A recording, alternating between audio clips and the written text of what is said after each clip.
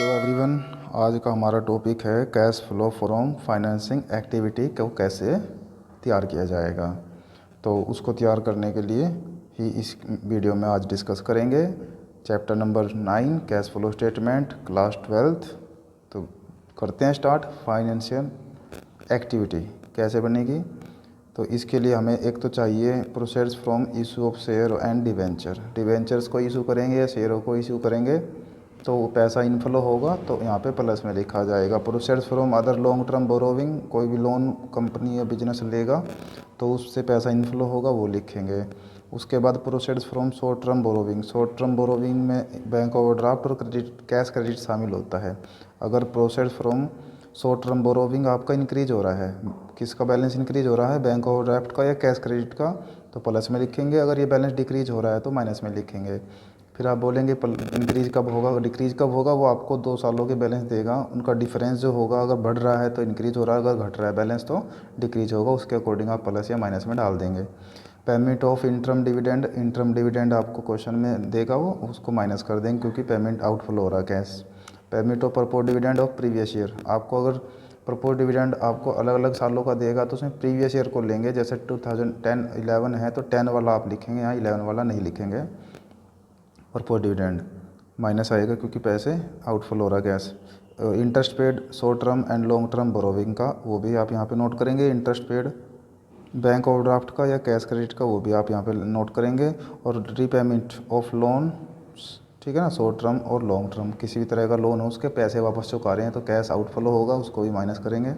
Redemption of debenture या preference share, ठीक है ना, मतलब डिवेंचर्स के पैसे वापस कर रहे हैं, प्रेफरेंस शेयरों की पेमेंट वापस कर रहे हैं, तो भी कैश आउटफ्लो होगा, उसको भी यहाँ नोट करेंगे। और इन सब का जो प्लस माइनस होगा उसको बोलेंगे net cash from financial activity, ठीक है। अगर माइनस में आंसर आता है तो net cash use in financing activity. इस तरह से आप दूसरे कॉलम में वो बैलेंस डाल देंगे। तो ये है आपकी फाइनेंसिंग एक्टिविटी, जिसके बारे में मैंने आपको बताया परफॉर्मे के। अब हम एक क्वेश्चन लेके इस एक्टिविटी को अच्छे से डिस्कस करते हैं। तो चलिए करते हैं स्टार्ट एक कोई क्वेश्चन लेके। ये हमने एक क्वेश्चन लिया है जिसके अंदर कहता है from the following activities calculate cash flow from financing activity. बोला है फाइनेंसिंग एक्टिविटी फाइंड करनी है।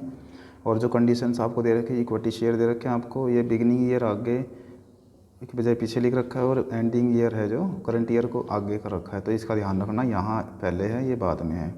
उसके बाद डिवेंचर दे रखे हैं आपको, ये जो परसेंटेज लगा हुआ है रेट ऑफ इंटरेस्ट होता है, ध्यान रखना आप निकालेंगे इनके बैलेंस पर। उसके बाद एडिशनल इन्फॉर्मेशन में दे रखा आपको इक्विटी शेयर, ये जो भी है यहाँ तक आपका क्वेश्चन है, ठीक है। उसके बाद कैसे करना है आपको एक्टिविटी इसमें तैयार, वही मैं आपको बताने वाला हूँ। तो चलिए करते हैं स्टार्ट। सबसे पहले आप लिखेंगे यहाँ पे कैश फ्लो फ्रॉम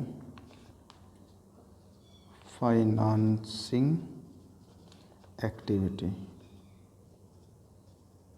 यहाँ पे अमाउंट और यहाँ पे भी अमाउंट, ये फर्स्ट कॉलम में डलेगा सारा, सेकंड में लास्ट में टोटल आ जाएगा। तो सबसे पहले इक्विटी शेयर कैपिटल है, तो देख लीजिए 6 लाख से 8 लाख हो रहा है, तो इंक्रीज हो रहा है, बढ़ रहा है, तो यहाँ पे ऐसे लिखेंगे आप, यहाँ proceeds from equity share capital. तो कितने का है, 2 लाख का है भाई, ठीक है। पर अगर इक्विटी शेयर से रिलेटेड हो कोई एडिशनल इन्फॉर्मेशन में कोई बात हो तो वो भी नोट कर लेना। जैसे कि यहाँ लिखा हुआ है equity share were issued at A premium 15%, तो 15% प्रीमियम पर इशू किया गया था। इसका मतलब वैसे डिफरेंस तो 2 लाख रुपीज़ का आ रहा है, तो 2 लाख रुपीज़ के तो आपको वो हो गए पैसे जो आए हैं, पर उसको 15% महंगा बेचा, तो 2 लाख का 15% निकाल लेंगे तो 30,000 आ गया। कैलकुलेट करने की जरूरत नहीं है मेरे हिसाब से, आप समझ गए होंगे। 2 लाख मल्टीप्लाई 15 डिवाइड में 100 ऐसे। उसके बाद है और देख लीजिए कहीं इक्विटी शेयर की लाइन हो तो वहाँ से पता लगेगा भाई इक्विटी शेयर के बारे में इसमें कुछ लिखना है। तो यहाँ पे एक 6th पॉइंट पे पता लग रहा है कि अंडर राइटिंग कमीशन है इक्विटी शेयरों के ऊपर 10,000, मतलब एक खर्चा होता है ये, तो इनके जो खर्चा है वो लेस होएगा, 10,000 इसमें लेस कर दें आप। और देख लीजिए अगर है तो इक्विटी शेयर से रिलेटेड, तो इक्विटी शेयर पे प्रपोज डिविडेंड है तो बाद में आएगा, तो 2,30,000 और 10 लेस किया तो 2,20,000 आप यहाँ मेन कॉलम में डाल देंगे। तो इस तरह से आपका पहला पॉइंट इक्विटी शेयर वाला कंप्लीट हो गया है। उसके बाद सेकंड पॉइंट आपका ये प्रेफरेंस शेयर कैपिटल देख लीजिए 2 लाख से 0 हो गया, तो इसका मतलब घट रही है, इसका मतलब आप पेमेंट कर रहे हैं, बढ़ नहीं रही है ना, घट रही है, तो ये रीपेमेंट में आ जाएगा। ठीक है, तो यहाँ पे लिखेंगे इस तरह से रिडम्पशन, क्योंकि पैसे दे रहे ना आप, ऑफ 12% प्रेफरेंस शेयर कैपिटल। तो वैसे तो 2 लाख रुपीज़ की आप पेमेंट कर रहे हैं, बट आप ये देख लीजिए कि इसके अलावा और कुछ है इन्फॉर्मेशन, तो वो आप इसमें डाल देंगे। तो देख लीजिए 12% इक्विटी शेयर रिडम्पशन, अब 5% प्रीमियम पर रिडम्पशन करना है भाई, तो 2 लाख का 5% निकाल लीजिए, 5 to 10,000 हो गया।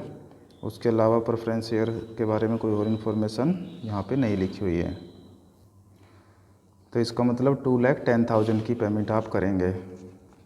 बट आप बोल लेंगे जिसके साथ रेट ऑफ इंटरेस्ट भी लिखा हुआ है, तो उसका क्या करना है, वो इंटरेस्ट पेड में आएगा बाद में, या डिविडेंड पेड जो भी बनेगा वो देख लेंगे, तो वो बाद में आएगा लास्ट में। बाकी आपको ये समझ आ गया होगा 210 कैसे आया।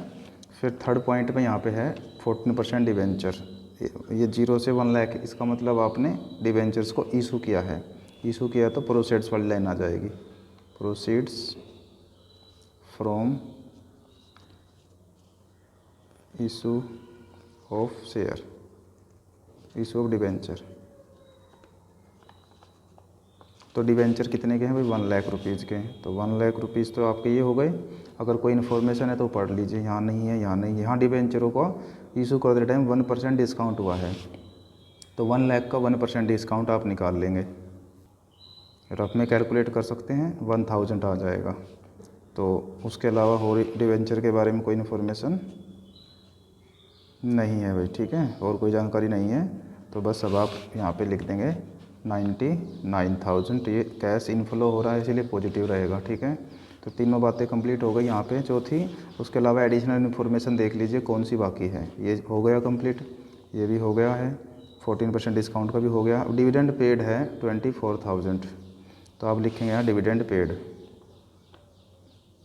डिविडेंड पेड किसके ऊपर है, ये ऑन ओल्ड प्रेफरेंस शेयरों के ऊपर है, तो ऑन ओल्ड प्रेफरेंस शेयर 24,000 है, शायद 24 है भाई, तो ये ब्रैकेट में रहेगा क्योंकि माइनस आउटफ्लो हो रहा है ना cash.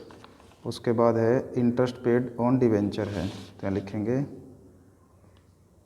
Interest paid on debenture, तो इंटरेस्ट पेड कितना करना है आपको 14,000, तो यहाँ पे आप 14,000 शो कर देंगे नेगेटिव बैलेंस के साथ। उसके बाद है इंटरेस्ट पेड ऑन डिवेंचर हो गया, अंडरराइटिंग कमीशन जा चुका है, प्रपोज डिविडेंड है जो इक्विटी शेयरों के ऊपर एंड का 31/3/2018 पे 1,20,000 का है, और प्रपोज डिविडेंड है जो 2017 का है 90,000 रुपीज़।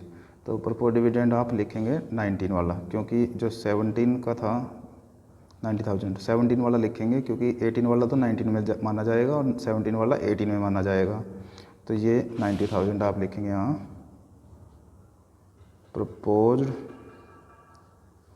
डिविडेंड वो आएगा 90,000। ठीक है, तो इस तरह से पेड ही है ये भी, तो माइनस में ही। ठीक है, तो इस तरह से cash flow from financing activity आपने बना ली है, बस टोटल आपका बाकी है। तो टोटल देखते हैं, 2,20,000 में से 2,10,000 लेस किया तो 10,000 माइनस प्लस का बचा है, 10,000 इसमें ऐड करेंगे तो 1,09,000 हो गया आपका प्लस का, और 1,09,000 में फिर ये आपको लेस करने हैं 90 भी और 14 भी और 24 भी, तो सबको ऐड करके उसमें से लेस कर देंगे, तो यहीं रफ में कर सकते हैं हम, नो प्रॉब्लम। 1,09,000 तो पॉजिटिव बन रहा हमारा। यहाँ तक पहुँचने के बाद ये ऐड कर लीजिए 90, 1,04,000 और 24, तो 1,28,000 बना मेरे हिसाब से, तो 9 और ये आ गया 1, तो 90,000 नेगेटिव आ रहा है भाई। ठीक है, तो यहाँ पे ऐसे लाइन डाल लेंगे आप, 19,000 लिखेंगे ब्रैकेट के साथ। ठीक है, इसका मतलब नेगेटिव आंसर है ये, इसको बोलेंगे नेट कैश माइनस में तो यूज्ड इन। ठीक है, फाइनेंसिंग एक्टिविटीज़। ठीक है, इस तरह से आप ये एक्टिविटी बनाएंगे और करेंगे। तो आगे हो गया आपको कैश फ्लो स्टेटमेंट बनाना होगा, कैश फ्लो और फाइनेंसिंग एक्टिविटी मेरे हिसाब से आई होगी समझ। बाकी एक क्वेश्चन और लेके हम आपको और बेहतरीन तरीके से बताएंगे, बट जब बड़ा क्वेश्चन आएगा उसमें इतनी झंझट नहीं होंगे भाई ये ऐड करो ये लेस करो, उसमें तो बहुत ही सरल तरीके से होगा। बस यही पता लगाना होगा कि शेयर इशू हो रहे हैं या रीपेमेंट हो रहे हैं, डिबेंचर रिडम्पशन हो रहे हैं या इशू हो रहे हैं, बस इतना ही लिखना होता है। लेस करो ऐड करो, ये तो इन्हीं 4 मार्क्स के क्वेश्चन में दिखा रखे हैं, बट आना आपको सारा चाहिए। ठीक है, चलिए करते हैं स्टार्ट नेक्स्ट क्वेश्चन। ये एक क्वेश्चन और ले लिया है जिसमें हमें cash flow from financing activity बनानी है, और सारी इन्फॉर्मेशन आपको जैसे वहाँ दी गई थी ऐसे यहाँ भी दी गई है। एडिशनल इन्फॉर्मेशन भी है आपको दी गई, 4 पॉइंट्स हैं एडिशनल इन्फॉर्मेशन के, और इसके बेस पे हमें बनानी है इसमें फाइनेंसिंग एक्टिविटी। वैसे तो ऑपरेटिंग भी बोल रही है, बट हम ओनली फाइनेंसिंग बनाएंगे क्योंकि हमारा टारगेट फाइनेंसिंग को ही अच्छे से कवर करने का है। तो चलिए करते हैं स्टार्ट। तो राइट करेंगे आप सबसे पहले cash flow from financing activity amount. ठीक है, तो सबसे पहले लिखा हुआ है इक्विटी शेयर, ये स्टार्टिंग का ईयर है, ये एंड का ईयर है। ठीक है, तो 6 लाख से 10 लाख हो गया, तो इसका मतलब 4 लाख इशू करे आपने डिबेंचर, तो यहाँ लिखेंगे proceeds from issue of share cap, या इशू ऑफ शेयर लिखो या शेयर कैपिटल लिख दो। ठीक है, तो कितना है 4 लाख है, बट इशू ऑफ शेयर से रिलेटेड कोई और बात हो तो आप यहाँ पे एडिशनल इन्फॉर्मेशन देख लीजिए। एडिशनल इन्फॉर्मेशन में प्रेफरेंस शेयर है या न्यू डिवेंचर, और न्यू शेयर जो है वो 31 मार्च 2018 तक बोल रहे हैं, और डिविडेंड पेड है, और बोल रहा है उसने प्रपोज डिविडेंड के बारे में। ठीक है, तो यहाँ पे मुझे कुछ नज़र नहीं आ रहा, अभी ऊपर देखना पड़ेगा। तो इक्विटी शेयर से रिलेटेड है, प्रेफरेंस तो अलग हो गया। सिक्योरिटी प्रीमियम रिजर्व, हाँ भाई सिक्योरिटी प्रीमियम रिजर्व आ जाएगा इसके अंदर। लिखो यहाँ पे इक्विटी शेयर आया आपका 4 लाख रुपीज़, तो ये हो गया, प्लस सिक्योरिटी प्रीमियम कितना हो गया 1 लाख से 2 लाख 60, मतलब 1 लाख 60 इंक्रीज हो रहा है। उसके बाद कोई हो सिक्योरिटी प्रीमियम डिवेंचर नहीं आएगा, डिस्काउंट ऑन डिवेंचर नहीं आएगा, अंडर राइटिंग कमीशन आएगा इशू ऑफ शेयरों पे, ये 20,000 रुपीज़ बढ़ रहा है, तो 20,000 रुपीज़ ये हो गया। ठीक है, तो अंडर राइटिंग कमीशन एक खर्चा है तो माइनस करना पड़ेगा। ठीक है, तो यहाँ पे हो गया 4 लाख, 5 लाख 60, 20 लाख किया तो 5 लाख 40, तो यहाँ पे अमाउंट आएगा 5 लाख 40,000। ठीक है, उसके बाद सेकंड पॉइंट पकड़ते हैं हम। प्रेफरेंस शेयर है 4 लाख से 3 लाख डाउन हो रहा है, तो पेमेंट कर रहे हैं आप, इसका मतलब तो लिखेंगे री पेमेंट या रिडम्पशन। ठीक है, ऑफ 18% प्रेफरेंस शेयर कैपिटल। अब वैसे तो 1 लाख रुपीज़ है, बट प्रेफरेंस शेयर के रिलेटेड कुछ बात हो तो यहाँ देख लो पहले, तो प्रेफरेंस शेयर के बारे में कोई बात नहीं है। एडिशनल इन्फॉर्मेशन में कहता है कि 5% रिडीम्ड, मतलब पेमेंट करते टाइम 5% प्रीमियम पर रिडीम करना है इसको। ठीक है, और उसके अलावा नीचे मैंने देख लिया कोई बात नहीं है। ठीक है, आप भी देख सकते हैं, देखो। तो करते हैं स्टार्ट। 1 लाख रुपीज़ तो ये आ गया, और 1 लाख रुपीज़ का 5% प्रीमियम निकाल लीजिए, ये आ जाएगा आपका 5,000। ठीक है, तो दोनों को मिला के बन गया 1,05,000 की आप पेमेंट कर रहे हैं तो ब्रैकेट में चलेगा। ठीक है, तो ये आ गया 1,05,000।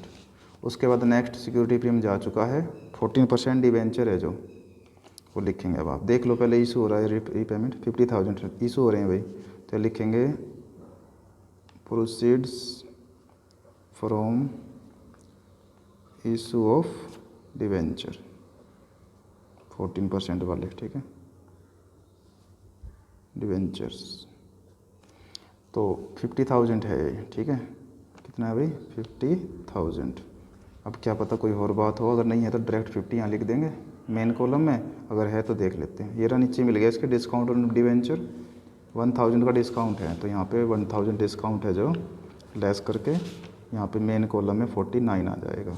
तो इशू करेंगे तो कैश आएगा, इसलिए प्लस में रहेगा। ये हमारा इसी के साथ यहाँ तक कंप्लीट हो गया है, डिस्काउंट तक। अंडर राइटिंग कमीशन भी जा चुका है।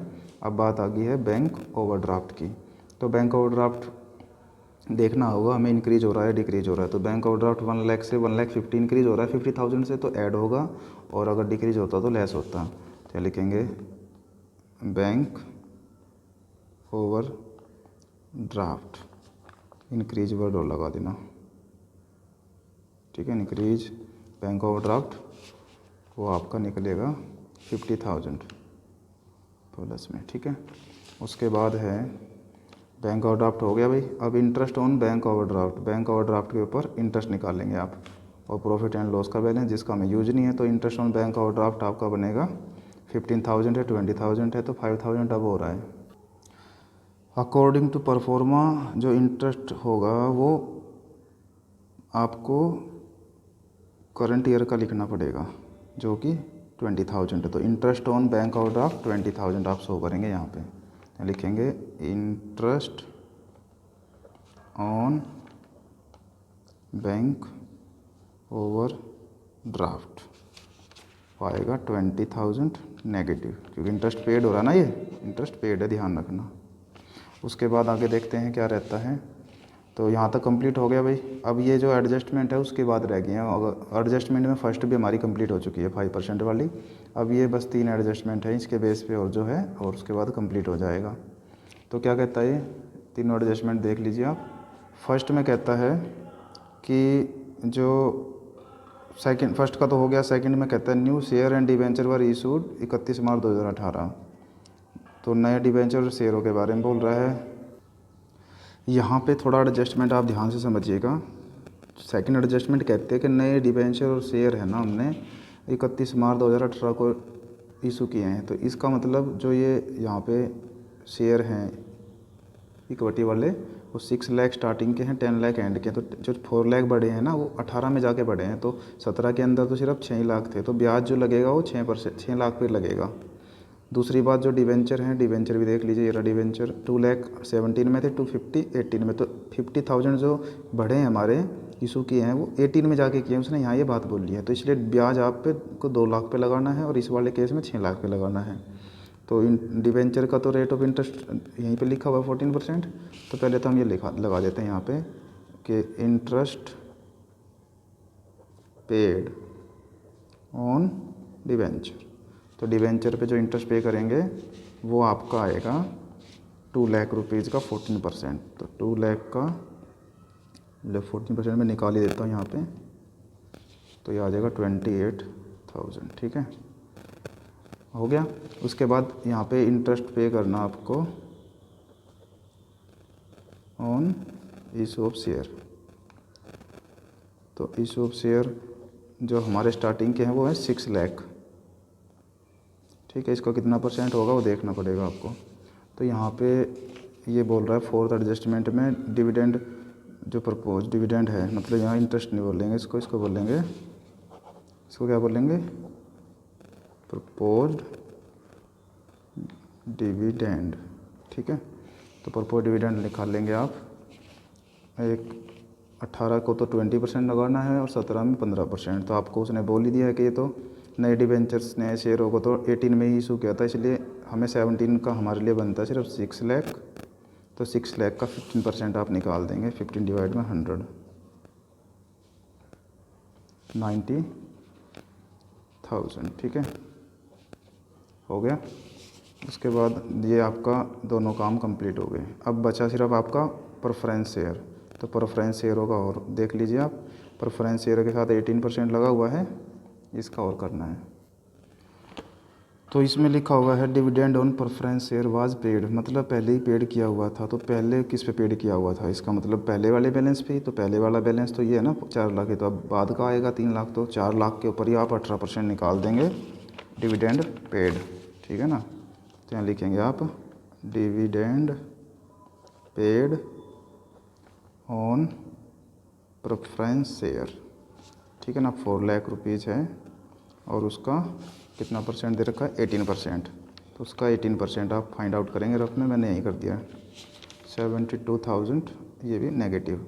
तो इस तरह से आपने सारे आइटम्स नोट कर लिए हैं। अब आप इसको प्लस माइनस कर दीजिए और आपका निकल के आ जाएगा cash flow from financing activity. तो मैं रफ में अभी करके आपको बताता हूँ टोटल। तो सारा टोटल भाई मैंने देखा है, इसमें टोटल बना रहा है हमारा 3,24,000, ठीक है, और प्लस में बन रहा है, तो इसको बोलेंगे नेट कैश फ्रॉम